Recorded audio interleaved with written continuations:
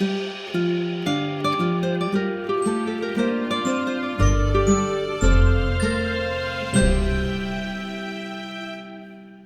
to Adventures in Theater History. Hello, I'm Peter Schmitz, and I'm supported, as always, by the music and the sound design of Christopher Mark Colucci. Here on this show, we bring you the best stories from the deep and fascinating history of theater in the city of Philadelphia.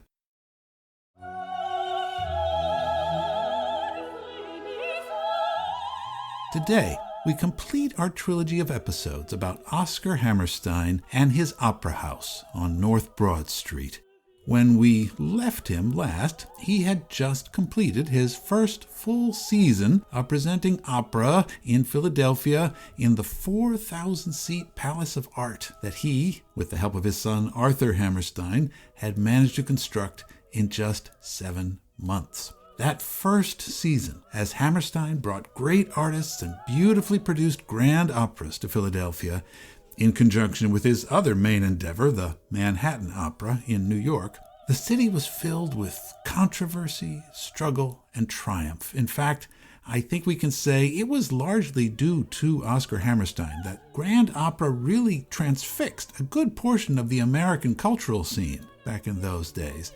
His well-publicized war with his great foe, the Metropolitan Opera Company, that fine old bastion of the New York upper classes and their stodgy old opera productions, versus Hammerstein's artistically dynamic and democratically welcoming opera, that war had reached its peak, earning him front-page stories across the nation. It was quite a heady time for him. In New York City, his Victoria Theater, the vaudeville house that really created the Times Square Theater District, was still doing quite well, and he was still putting on great operas, working almost exclusively on a repertoire of classic Italian works and newer, cutting-edge French-language operas. But by the spring of 1909, where we left off the end of our last episode, there were clear signs that things weren't going as well as he might have hoped. As we detailed, Hammerstein was running a loss at the Philadelphia Opera House and had been forced to get a mortgage of $400,000 against it from the wealthy Philadelphia financier Edward Stotesbury. In fact, Stotesbury had also donated outright a further $67,000 to cover Hammerstein's deficit in Philadelphia for the rest of the season. Now, Edward Stotesbury, as we said, was an extremely successful banker. By 1909, Stotesbury was raking it in and had become a huge figure, both in the Philadelphia business world and in its cultural scene, taking his place among the grandees of the city. This put him frequently in the audiences of both the Met at the Academy of Music on Tuesday evenings and the Philadelphia Opera on North Broad Street on Thursdays and Saturdays. But you know what else? All this time, I've been holding back one other major character for this whole narrative. He's just been sitting there, patiently in the wings, waiting for his entrance. And though, unlike Stotesbury, this guy was not a Philadelphian, his fortune and his worldwide influence was really much, much larger. And this man was the real reason that Oscar Hammerstein's effort to take down the Metropolitan Opera was never going to work, and why the Met was always going to eventually win the opera wars. Though everyone agreed it had sure been fun, the outcome of this dispute was never really in doubt. In fact, as he makes his long-delayed appearance, you can imagine this character taunting the helpless Hammerstein, now ready to make his final, deadly move. His name was Otto Kahn. I shall leave you as you left me, as you left her, marooned for all eternity in the center of a dead planet. Buried alive, buried alive. Come! Come!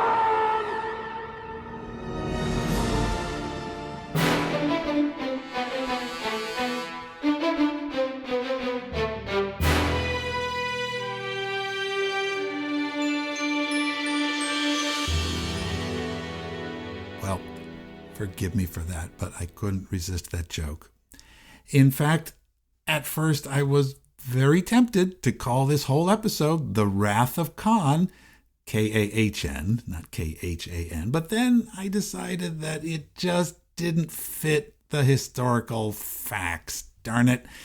The Math of Kahn, really, would be more apt, because this part of the story is about numbers and deal-making.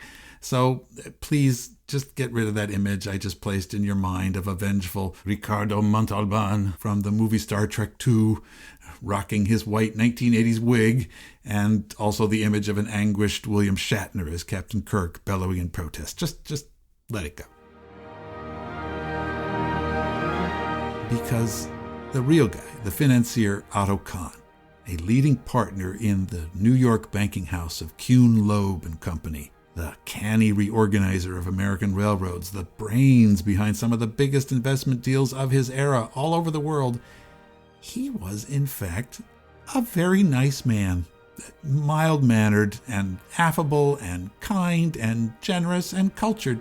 He looked nothing like a vengeful interstellar space villain.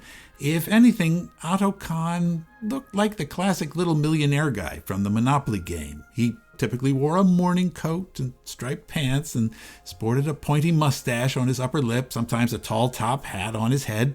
Otto Kahn, like Oscar Hammerstein, was born in Germany to a Jewish family, and as a youth he too had wanted to be a musician, but instead he had gone into the banking business, where he had prospered, and I mean really prospered. In the early 20th century, having moved to America, Otto Kahn, a great supporter of music and opera during his non-business hours, had slowly and carefully picked up the majority of the shares in the Metropolitan Opera Company, and eventually he owned 85% of it.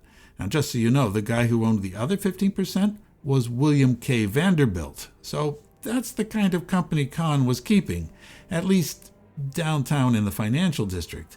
Uptown, however, was something else. Kahn could not even get his application for a private box in the audience of the Met approved by its box committee, which was a separate entity, even though Kahn was, in fact, the one who had essentially produced the show. The deep anti-Semitism in the old New York upper-class families had not yet relaxed or relented. But Otto Kahn just would quietly take a seat in the Met's director's box and see Richard Wagner being performed. He was not the sort to make a public protest, even against this clear and ugly discrimination. Although sometimes, during the more boring bits of some of Wagner's operas, he would leave and grab a bunch of newspaper guys from the press box and take them a couple blocks away to catch a vaudeville act for a while, at least till Wotan was done with his lengthy ruminations. In fact, Otto Kahn had also slipped away sometimes to attend Hammerstein's intriguing opera productions at the Manhattan Opera House, too. Kahn admired Hammerstein's whole approach. They were kindred spirits. He liked not just Hammerstein's disdain for New York's high society and the way he, instead of sitting in his box, he would watch his shows from a perch on a kitchen chair in the wings. And Kahn liked Hammerstein's choice of repertory, his selection of singers, his democratic approach to the whole art form, and he rather envied the way Hammerstein was able to throw up one grand new theater building after another. Kahn's own efforts to fund something called the New Theater up on New York City's Central Park West had gone badly awry about then, resulting in a complete fiasco of a building with horrible acoustics. For a while, in fact, Otto Kahn even toyed with the idea of getting Oscar Hammerstein to take over the Metropolitan Opera. But he thought about it, and he quickly realized that would never work. Oscar, as we have seen, did not play well with others. He didn't even socialize much. Amazingly, while in New York, this millionaire opera impresario lived in just 2 dingy little rooms above the marquee of his Victoria Theater, where there was just enough room for a bed, a piano, piles of scores from operas strewn everywhere, and his little machines for crafting his own cigars. Outside of those rooms, of course, Oscar lived a really fine life in public. He loved talking to newspaper men whenever he could and hobnobbing with singers and conductors and maybe having a few romances with curvaceous ladies who caught his fancy. But if he liked you, he called you Mike. And he liked a lot of people, so he called a lot of people Mike. But if he didn't like you, Oscar Hammerstein told you to go to hell. And he meant it. And at night, he always took the streetcar back to the Victoria Theater, back to his 2 little rooms to tinker with his cigar machines and play the piano, and maybe he slept a little, not enough. And then in the morning, he'd be back to working on operas. And of course, he also really existed just to beat the Met. And even though by late 1909 he knew the battle was breaking him financially, this venture into Philadelphia that had once looked so promising was turning into Oscar Hammerstein's Waterloo. He started demanding guarantees of $7,500 a week from his Philadelphia audience, literally demanding that he be directly subsidized by the wealthy folk of the Quaker City in return for bringing them the great gifts of operatic glory 4 times a week. He insisted that the Met was secretly getting a subsidy from the stockholders of the Academy of Music, and he wanted that same deal, he said. So, looking at this whole situation, Otto Kahn figured that there was one obvious way to win the opera war. He was going to buy Oscar Hammerstein out and get him to leave the business entirely, just to name his price and step aside. Of course, if he had wanted to, the banker could have just waited until Oscar ran out of money and then step in and pick up the pieces. But Kahn didn't really want to destroy Hammerstein. He respected him. He decided instead to gently move Oscar to the sidelines in a gracious retirement. And of course, in return, he wanted control of those opera houses.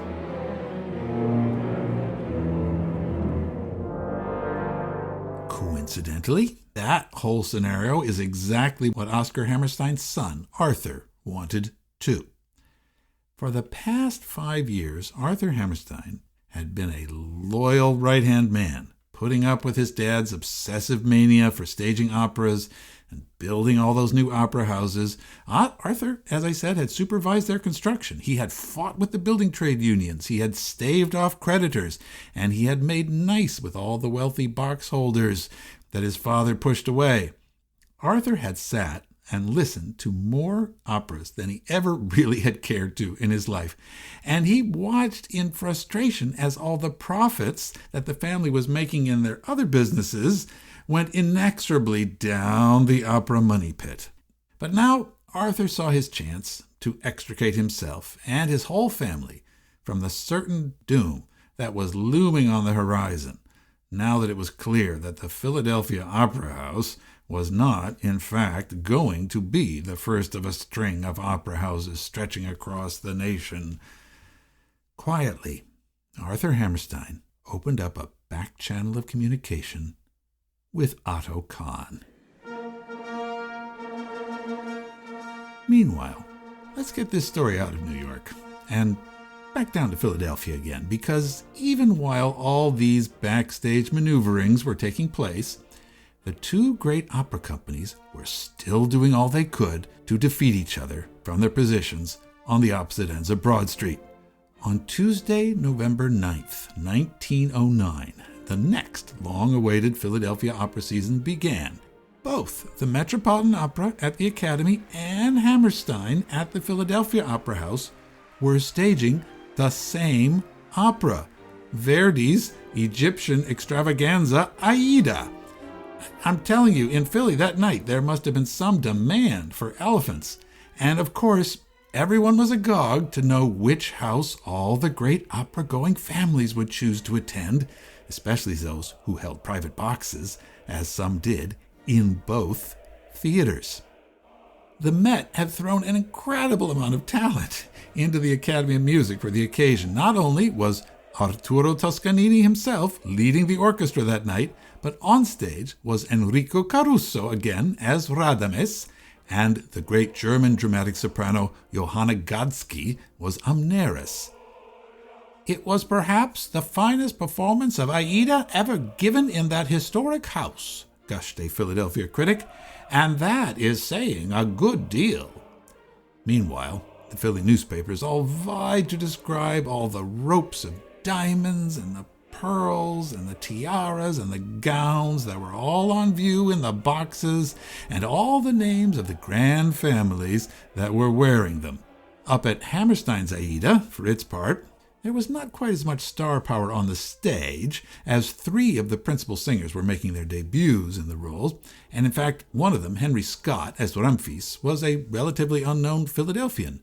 Now, true, Madame d'Alvarez, the Peruvian soprano who was singing Amneris for Hammerstein, was very well known and very competent, but she was also perhaps a bit too infamous as the object of Oscar Hammerstein's romantic attentions during that period. However, precisely because Oscar was trying to woo this diva, even more had been spent on making her surroundings glorious. The orchestra had been increased in size for the occasion, and the scenic effects on stage, one reporter wrote, were gorgeous, almost barbaric in its splendor, while every possible accessory had been added to make the pageantry effective. I am sorry to report that there was not quite the same mad rush up Broad Street that year halfway through the evening as there had been before, but those patrons who left Aida at the Academy to make it to the other one uptown, at least when they shifted locations this time, there was no interruption in the narrative. They got to see the last acts of the very same opera that they had just left.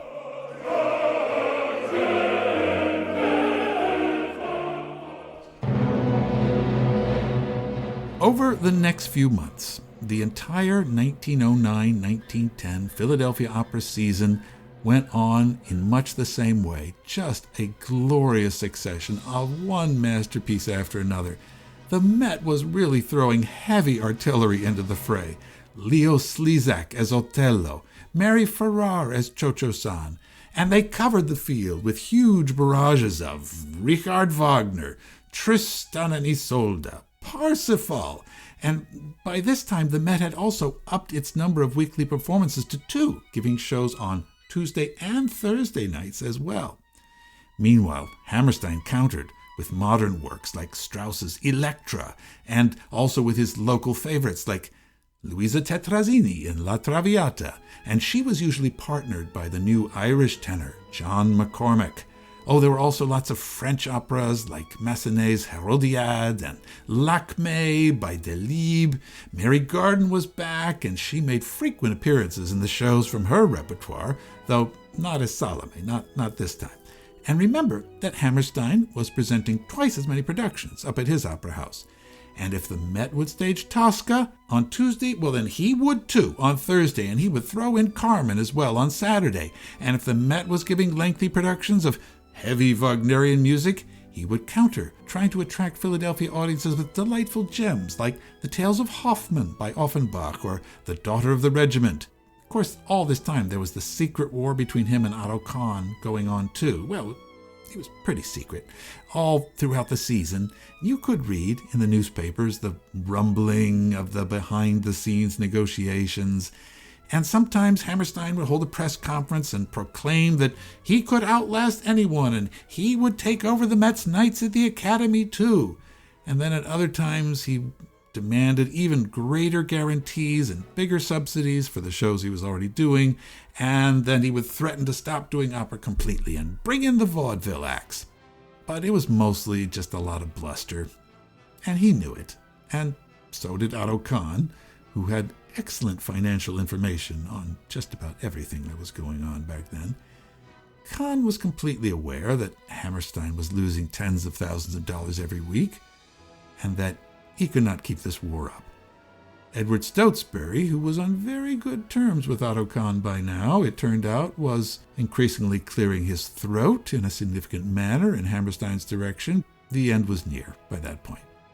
In March 1910, Arthur Hammerstein persuaded his father to depart for Europe for a while, and he borrowed against his own life insurance to pay for it, so his dad went off to live in Paris.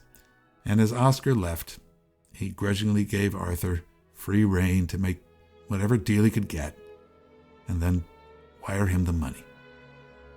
The final performances of Oscar Hammerstein's Philadelphia Opera Company was on Saturday, the 25th of March, 1910.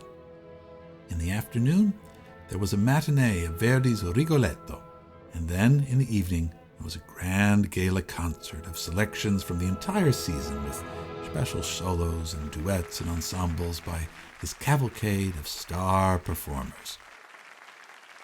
It was the end of an era, as they say, and everyone sort of knew it. But even so, nobody was quite prepared for just how sweeping the changes that were coming would be.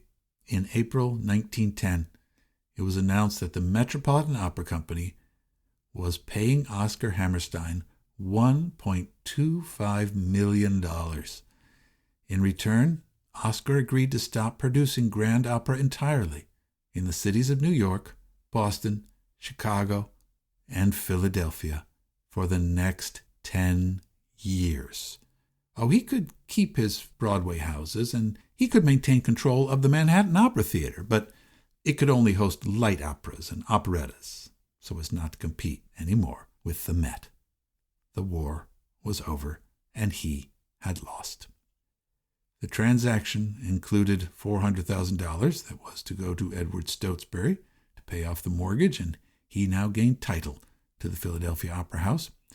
In fact, Stotesbury and Otto Kahn went into the producing business together. They organized a new Chicago-Philadelphia Opera Company, which took over all the contracts of Hammerstein's big stars and took ownership of all his sets, costumes, and props.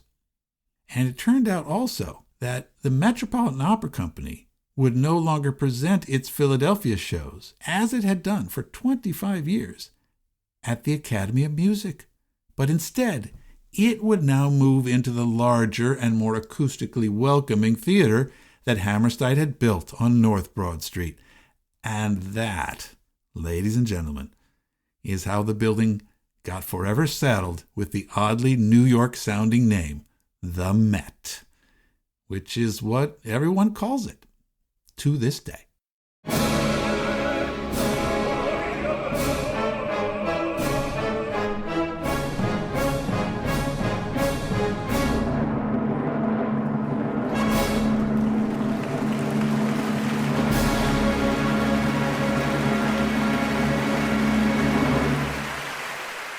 So, as we usually ask at this juncture of our longer narratives, what remains? How did it all turn out? Well, that's a bit of a story, so strap in again, because here we go. The very next season, 1910 to 1911, the Metropolitan Opera and this new Chicago-Philadelphia Opera Company continued to stage their Philadelphia seasons in that building on alternate days, and they continued doing that until 1918. But then that phase of the theater's life came to an end. Evidently, the nostalgic pull of the comfortable old Academy of Music was just too strong. Their last performance on North Broad Street was Tchaikovsky's Eugene Onegin in May of 1918, and then the Met returned in the fall to doing Tuesday evening shows on South Broad Street, just like before. Now, Edward Stotesbury was by this point a bit distracted. He had gotten married late in life and was now more concerned with building and maintaining his simply enormous new mansion called White Marsh Hall out in the suburbs. And he wasn't really concerned so much with maintaining Hammerstein's palace in the middle of town. So Stotesbury sold the building at a public auction in 1920, and it was bought up by Frederick Nixon Nerdlinger, the son of our old friend from the theatrical syndicate days. But everyone still called it the Metropolitan Opera, however, and ballet companies and smaller opera troupes and concert promoters continued to use it. For a while, the tiny Philadelphia stock company of a local actress named Mae Desmond rattled around in it, though she never really could fill the 2,000-seat balcony up there. As for Oscar Hammerstein, well, he immediately took the money that Otto Kahn had paid him, and he used the entire amount to build and fund an enormous new opera house, this time in London, England. And although that project went all right for a little while, eventually Hammerstein met with the same old problems, and he couldn't compete, of course, with the Covent Garden Opera in London, and Hammerstein had to sell out just to pay his debts and go back to a frustrated retirement in America. But this time, he had lost everything. His son, Arthur, had been pretty furious and had refused to speak to him for several years. But Oscar couldn't help being who he was. He just couldn't live without spending every cent he had on opera. That's what money was for, after all, to him. Once, the story goes, a London journalist asked him, "Well, Mr. Hammerstein, how's the opera business?" "Opera's no business, Mike," replied Hammerstein. "It's a disease." By August of 1919, Hammerstein lay dying in a New York hospital of kidney failure. His grandson, Oscar Hammerstein II, sat for a few minutes by his bedside. The future author and lyricist was 24 at that point, and his own father, Oscar's son Willie, had already died. And Oscar, too, and his grandfather had never been close, not at all. In fact, he wrote later, those few minutes he spent with his unconscious namesake in that hospital room were the longest time they had ever been in the same place together, ever. Back in Philadelphia, after the Met left the Met, the 1920s were kind of hard years for North Broad Street's businesses and cultural institutions generally. Most of the entire thoroughfare at that point was being torn up. The Broad Street subway line was being dug. And all that disruption tended to make every location along Broad Street less desirable and often more difficult to access. And really, overall, this was the period when North Broad began its long decline, economically speaking, at least, as the white upper and middle classes started to abandon the area for the suburbs, and much less affluent and mostly working class black families began to move in. The other big theaters that had been built over the years along North Broad Street began to close up shop, become other things, become movie houses, just get torn down. Auto companies began to build a lot of garages and dealerships along Broad Street. It was not a thrilling atmosphere overall for great art.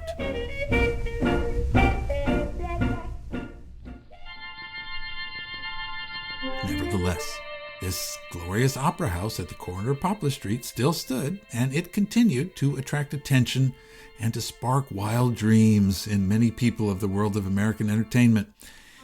In the fall of 1926, New York theatrical producer Morris Guest brought to Philadelphia Max Reinhardt's staging of the wordless religious spectacle called The Miracle for 5 entire weeks. Now, 1926 was the same year, of course, that the city of Philadelphia was hosting the sesquicentennial World's Fair in South Philadelphia, and the whole city was evidently in the mood for, well, trying out grandiose projects. Philadelphia was increasingly desperate, in fact, to demonstrate that it was not, as the rest of the country all joked that it was, a big, sleepy, and politically corrupt backwater. It needed events like the Sesqui and the Miracle to prove them all wrong, I guess. That show employed a cast of 600 people in all, including an actual British peeress, Lady Diana Manners, who played the role of the Madonna.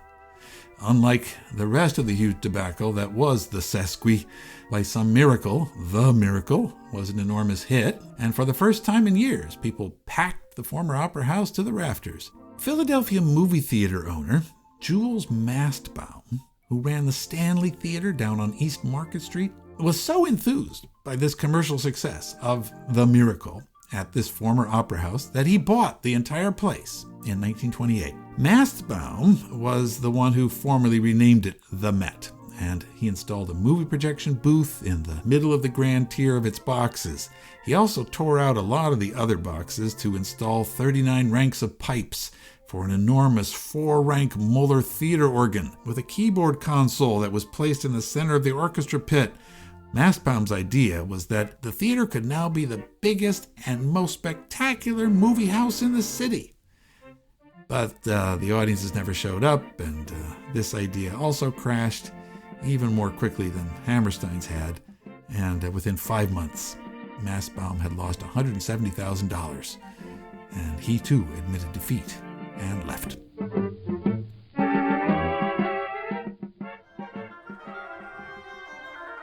In the late 1920s and the early 1930s, the Philadelphia orchestra conductor Leopold Stokowski took a special interest in the former opera house, whose acoustics were always widely acknowledged as being far superior to the fabulous Philadelphian's longtime home at the Academy of Music. Stokowski, yet another in our string of wildly ambitious visionaries, brought several amazing projects to the Met during the early years of the Great Depression. First, there was a fully staged version of the Igor Stravinsky ballet, The Rites of Spring, and then Alban Berg's modernist opera, Wojciech. Stokowski then brought another Stravinsky work, a setting of the Greek tragedy Oedipus, to the Met in 1931, with the entire choir of Princeton University as the chorus, and huge 9-foot-tall puppets to embody the main characters of the Greek tragedy. In 1932, Stokowski conducted the world premiere of a new ballet, Caballos de Vapor, by two of Mexico's greatest artists. The music was by composer Carlos Chavez, and the costumes and the sets were by the painter Diego Rivera. This ballet attracted New York audiences down to the Philly Met once again for the first time in years. Arriving on the special train were such celebrities as Diego Rivera and his wife, the painter Frida Kahlo, as well as composers George Gershwin and Aaron Copland. However, the evening did not turn out to be an artistic success. The reviews were tepid, and soon after, Leopold Stokowski seemed to lose his enthusiasm for performing in North Philadelphia. For the rest of the 30s, the venue limped by with a few scattered concerts and shows, but it was often empty. By late 1939, it changed owners again, and sports promoters built a wooden floor out over the orchestra seats, where Carmen had once sung of l'amour. Basketball games, boxing matches, and wrestling shows were often on the bill. And the story just gets more interesting from this point on. All I can say is, at least the building survived. In the 1950s, the theater was purchased by a white evangelical pastor, a man named Thea Jones, who converted it into a church from which he would preach to packed houses of his largely black congregation. And he would broadcast these Sunday services over the radio and then the television for the next 4 decades. The Met had become what we would now call a megachurch, billing itself as the church that prays for the sick. The blind, the deaf, and the lame were regularly made whole again there after receiving prayer and being anointed with holy oil. "It's not me, but the Lord's the one who heals," was Reverend Thea Jones' catchphrase. I can just imagine the satisfaction on all the faces of the Protestant ministers who had once condemned Oscar Hammerstein's production of Salome way back in 1909. All of them now up in heaven, no doubt. "Oh, the mills of God grind slowly," they must have said to each other, "but they grind exceedingly small, do they not? Hallelujah." I should be clear that the congregation of that church loved the building. In 1972, they even got it placed on the National Register of Historic Places. However, Reverend Jones never seemed to be able to spare enough money from his ministry to maintain the needs of the physical structure, and its needs by this point were considerable, almost overwhelming. The evidence of the years and the hard use it had undergone were evident. The glorious plaster ceilings that Arthur Hammerstein had installed were crumbling as water damage from roof leaks kept appearing all over them. Eventually, even Reverend Jones, before his death in 1992, moved his congregation out, and the city of Philadelphia declared the structure uninhabitable. The place was so alarming looking that scenes for the post-apocalyptic 1997 movie 12 Monkeys, maybe you've seen it, were filmed there, even though it was still a church. Members of the longtime congregation kept coming back to the space, literally sneaking past warning signs and ducking through holes in the surrounding chain-link fence to gain access every Sunday and continue to worship. Most newspapers and most city officials sadly predicted that the old theater's days were simply numbered. But it seemed that by this point in time, the Lord was maybe done punishing the legacy of Oscar Hammerstein in Philadelphia. That Pentecostal congregation, now calling itself Holy Ghost Headquarters and Revival Center, moved in. The people of the surrounding neighborhood cared about this building, as they said. They wanted to save it. It had played a big part in the central spiritual and social aspects of their lives for so many years now. They were determined not to let this iconic structure, this neighborhood jewel, be torn down. And they raised funds to stabilize the building, to make it once again an inspiring community space and a center of worship. And even though for many years a huge blue tarp had to be stretched out over that crumbling ceiling, by this point, of course, it had been a church for much longer than it had ever been a theater. But the wheel was about to turn again. In 2012, church leaders sold a 50% stake in the building to a local developer, Eric Blumenfeld, just for $1, but also a share in any future rental profits, and the right to continue worshiping there. Now, this canny deal, one that even Otto Kahn might have appreciated, opened the way eventually for the $56 million makeover of the old Philadelphia Metropolitan Opera House by another entity with very deep pockets indeed, the Live Nation Corporation, into what it is today, the Met, the gleaming live music venue with delightful and lively illuminated signs on the exterior. The congregation retains its headquarters there, however, and holds services every Sunday.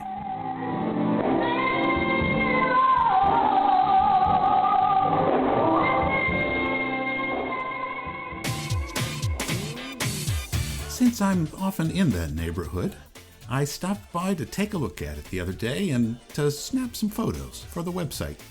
And I'm glad to report that it was looking quite well in the early evening light, its electronic advertising boards all lit up.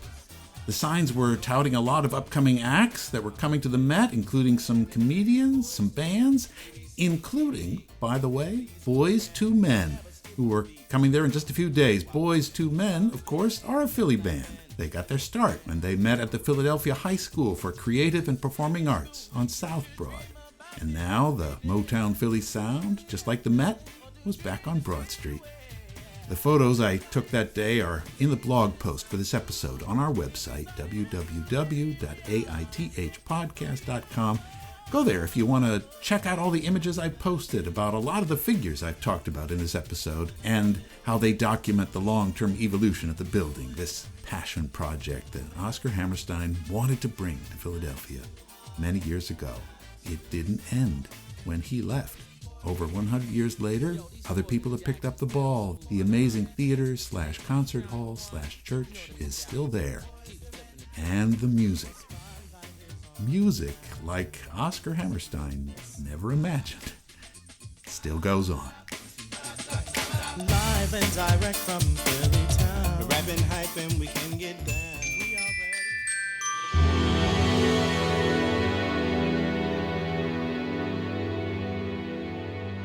So that's our show for today. Remember to subscribe to us on whatever podcasting app you're using to listen. That way you won't miss the fun when we discuss censorship in Philadelphia in our next episode. If you're a new listener or a long-time listener, write to us. Tell us why you tuned in, what you're enjoying about the show. We'd love to hear from you. Our email is aithpodcast@gmail.com, or you can contact us via our website.